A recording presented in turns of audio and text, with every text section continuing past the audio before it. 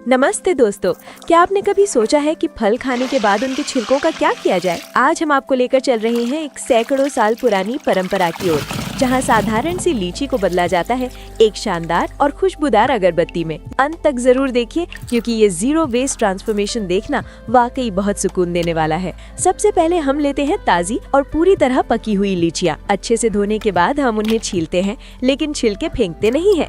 इस परंपरा में लीची के फल को चाशनी में सुरक्षित कर लिया जाता है ताकि वो एक स्वादिष्ट मिठाई बन सके, और वहीं इसके छिलके बनते हैं हमारी मुख्य सामग्री।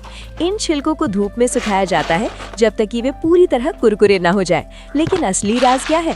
इन सूखे छिलकों को रात भर पारंपरिक पीली शराब में भिगो कर रखा जाता है, जिससे खुशबू और भी गहरी हो जाती है और छिलके अपनी मिठास जलने पर छोड़ने के लिए तैयार हो जाते हैं। इसके बाद इन छिलकों को उसी शराब में धीमी आंच पर कोयले की आग में पकाया जाता है। ये सिर्फ पकाने की प्रक्रिया नहीं है, बल्कि फल की खुशबू को छिलकों के रेशों में बसाने का तरीका है। हम इसे तब तक पकाते हैं जब तक सारा तरल सूख न जाए और छिलके गहरे रंग के चिपचिपे और खुशबू से भरपूर न हो जाए।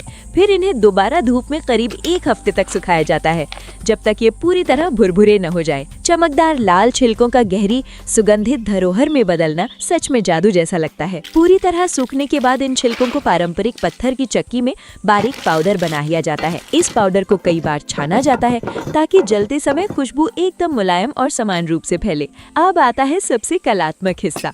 हम इस्तेमाल करते हैं सील इंसेंस मोल्ड का। पाउडर को ध्यान से एक सुंदर लगातार चलने वाले पैटर्न में दबाया जाता है, जिससे बनती है धीरे धीरे जलने वाली खुशबू की लकीर। इस तकनीक को शांग येन कहा जाता है, जिसमें सुगंध धीरे धीरे खुलती है और पूरे कमरे को हल्की फल जैसी खुशबू से भर देती है। और ये रही प्राचीन लीची अगरबत्ती। जब ये धीरे धीरे जलती है तो इससे निकलती है एक ऐसी खुशबू जो मीठी भी है और लकड़ी जैसी सुकून देने वाली भी। शांत दोपहर के लिए ये एक परफेक्ट साथी है। सोचिए, थोड़ा सा धैर्य कैसे किसी बेकार चीज को इतना खूबसूरत बना सकता है। अगर आपको ये प्राचीन कला की झलक पसंद आई हो तो लाइक जरूर कीजिए और मुझे बताइए आपकी पसंदीदा प्राकृतिक खुशबू कौन सी है। और हाँ, ऐसी और कहानियों के लिए सब्सक्राइब करना मत भूलिए।